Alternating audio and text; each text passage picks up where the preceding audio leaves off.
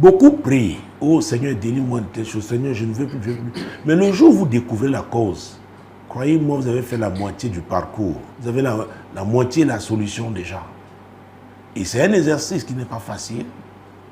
Parce que parfois, on est appelé à affronter ce qu'on ne veut pas voir, ou qu'on a refusé de voir, ou entendre, se rappeler, n'est-ce pas, de ce qui nous a blessés. Mais la guérison passe par là. La délivrance passe par là. Donc, il n'y a pas de place pour la fuite en avant. Alors, 2 Samuel, chapitre 21, mon Dieu, mon roi, verset 1.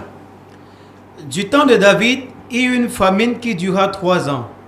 David chercha la face de l'Éternel, et l'Éternel dit, c'est à cause de Saül et de sa maison sanguinaire, c'est parce qu'il a fait périr les Gabaonites. Alors, face à cette calamité nationale, Dieu nous dit que la solution, c'est de chercher sa face.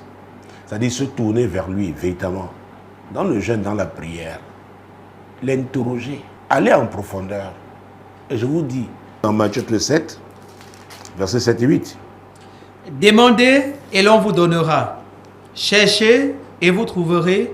Frappez et l'on vous ouvrira. Car quiconque demande reçoit. Celui qui cherche trouve. Et l'on ouvre à celui qui frappe. C'est Jésus qui l'a dit. Il faut chercher. Donc, David a cherché la face de Dieu. Et Dieu lui a répondu. Donc, Jésus l'a dit parce que Dieu apporte toujours des réponses. Dieu exauce toujours. Mais si vous le faites, vous le cherchez sans être prêt, véritablement, à accepter ce qui va vous dire, j'ai peur, n'est-ce pas, que vous contourniez tout simplement. Parce que parfois, ça fait très mal de faire face à la réalité. Il faut l'accepter. Parfois même faire le deuil pour que le Seigneur vous sorte de là. C'est très, très important. David a cherché la face éternelle. Toujours dans la recherche de la cause. J'utilise aussi souvent Jérémie, chapitre 33. Le Dieu que nous servons est un Dieu de relation. Il a attaché à la qualité de la relation, n'est-ce pas, qu'il entretient avec chacun de nous. Si c'est une bonne relation, croyez-moi. Oh, pratiquez le verset 3 de Jérémie 33. Invoque-moi et je te répondrai. Je t'annoncerai des grandes choses, des choses cachées que tu ne connais pas. Dieu dit invoque-moi. Il ne s'adresse pas à n'importe qui. Il s'adresse à quelqu'un qui est déjà en relation avec lui. Il lui dit oui, nous avons une relation.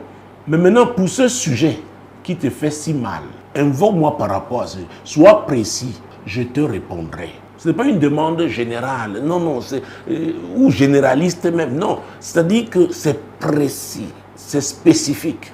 Donc viens avec moi, dit le Seigneur, invoque-moi et je t'aiderai, je te donnerai les informations que tu n'as pas. C'est très important. Oui madame, oui monsieur, cher ami, c'est très très important. La relation que l'on a avec Dieu, ce n'est plus une relation religieuse. Non, c'est papa. Dieu est papa. Et papa nous a donné un médiateur qui est notre grand frère Jésus. Et lui, il a répandu le Saint-Esprit. Qui lui, mon Dieu, mon roi, est notre consolateur. Qui est l'Esprit de vérité.